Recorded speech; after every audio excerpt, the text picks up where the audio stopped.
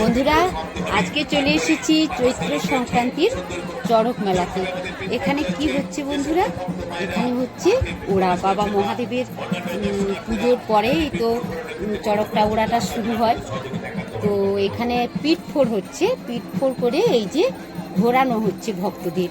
বাবা মহাদেবের কি কৃপা, এভাবেই ঘুরতে হয়। দেখো বন্ধুরা, বাবা মহাদেবের কি কৃপা। তো এই যে ওরা হচ্ছে, এটা কিন্তু সবাই পারে না।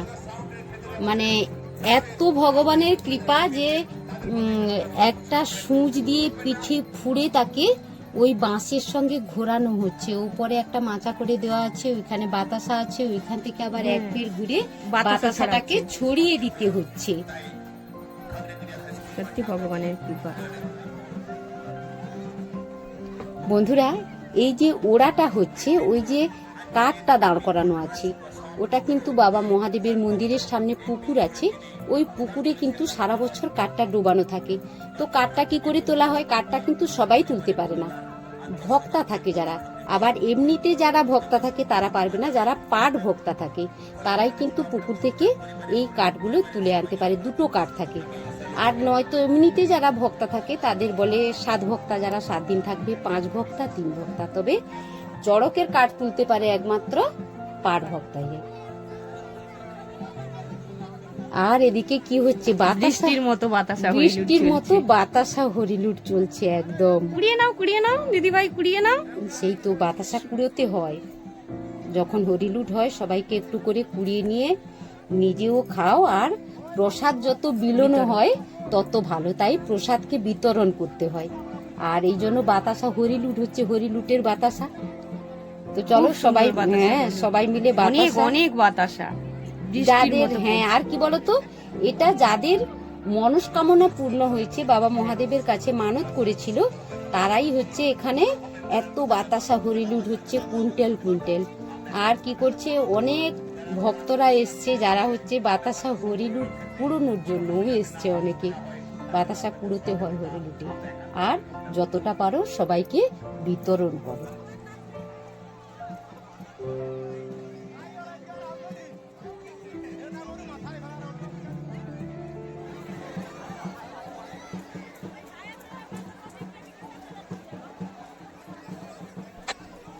দেখো বৌমনি, কত মানুষের সমাগম, কত ভক্ত এসছে। আর সব বাতাসা হরিলুট হচ্ছে। ও মনি, এত বাতাসা পড়ছে, দাঁড়ানো যাচ্ছে না তো, চোখে মুখে এসে পড়ছে। তো ভীষণ পড়ছে, মাথাতে ভীষণ পড়ছে। আমি তো মাথাতে পড়লে সহ্য করতে পারছি না, তাই পিছনের দিকে দাঁড়িয়ে আছি। এক দুটো বাতাসা আসলে কুড়িয়ে নিচ্ছি সেটা। সেই আর কি করছে বলো তো, অনেকে ব্যাগ নিয়ে এসছে, প্রচুর বাতাসা কুড়াচ্ছে। যে পারছে বাবা মারপিট করে সব কুড়িয়ে নিচ্ছে। সবাই কুড়োনোর ব্যস্ত। তবে মজাও আছে বলো, ঠেলা ঠেলি হুড়ো হুড়ি, একদম ভীষণ মজা লাগছে গো।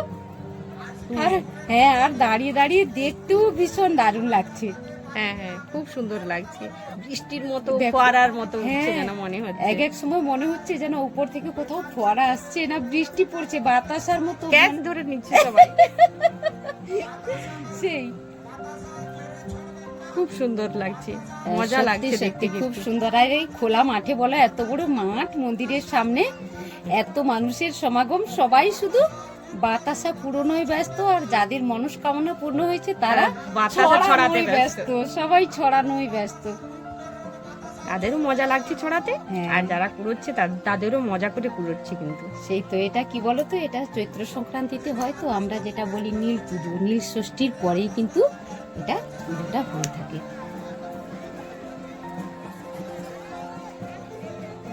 সবাই কুড়োচ্ছে, দেখো সবাই কুড়োচ্ছে, যে যেমন পাচ্ছে। আবাল বৃদ্ধ বনিতা, আমার বাবাও কুড়োচ্ছে, দেখো কিরকম করে।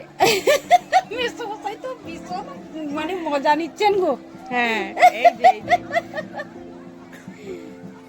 হাঁটু নিয়ে পাচ্ছে না, তবুও ছাড়ছে না, যেটুকু পাচ্ছে কুড়াচ্ছে। কিন্তু খুব ভালো, আমাদের দেখে শেখা উচিত। আমরা বলছি পেছনে চলে আসবো, মেসমশাইকে দেখে শেখাটা উচিত, যে আমরাও যাই, গিয়ে একটু কুড়াই বাতাসা।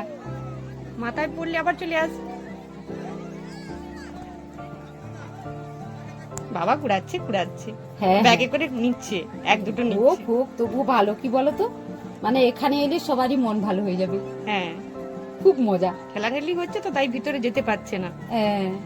হাঁটুর সমস্যা আছে, থাক পেছনে দাঁড়িয়ে দাঁড়িয়ে কুড়োচ্ছেন, এটা খুব ভালো লাগছে।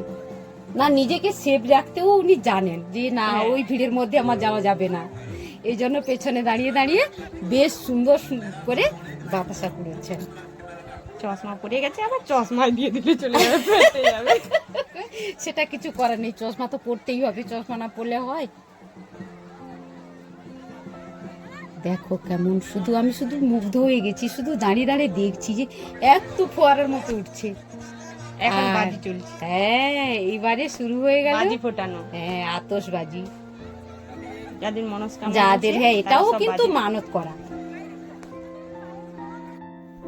এবারে কিন্তু চলে এলাম বাবা মহাদেবের মন্দিরে। আজকে তো মহাদেবের পুজো চড়ক, তাই মন্দিরে চলে এসেছি।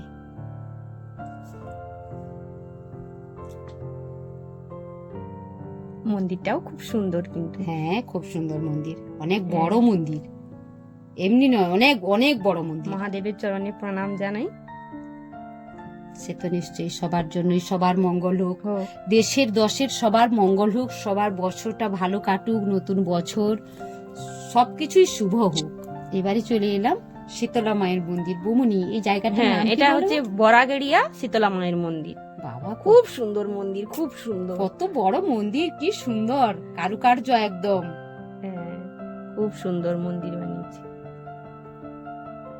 বন্ধুরা দেখতে থাকো কি হ্যাঁ। সুন্দর মন্দির। আর মানে আমরাও দেখছি আর সব বন্ধুদেরও দর্শন করাচ্ছি। এত সুন্দর কারুকার্য, মানে এখানে শিল্পীদের হাতের এত সুন্দর কাজ কারুকার্য মানে ফুটিয়ে তোলা হয়েছে। সামনেই হচ্ছে গণপতি বাবা বাপ্পা বসে আছে। গণপতি বাপ্পা। তো আমরা সবাই মিলে বাবা গণপতি বাপ্পাকে প্রণাম জানাই। বাচ্চারা ছোটাছুটি হই হুল্লোড় করছে ভীষণ, আর সব ভক্তরা এখানে সব প্রণাম জানাচ্ছে।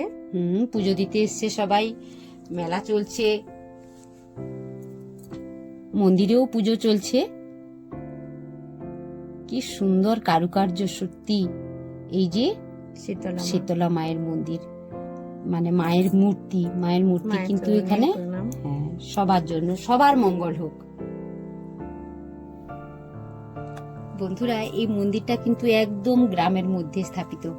তো কি হচ্ছে এখানে মন্দিরটা কিভাবে তৈরি হয়েছে, শুধু কারুকার্যগুলো বন্ধুরা দেখতে থাকো, এত সুন্দর।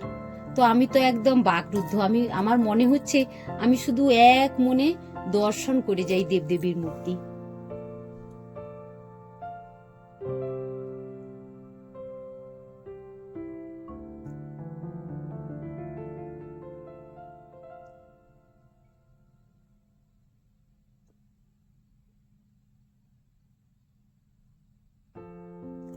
কি সুন্দর, সত্যি সত্যি মা মহামায়ার মূর্তি কিভাবে তৈরি করেছেন, এত সুন্দর।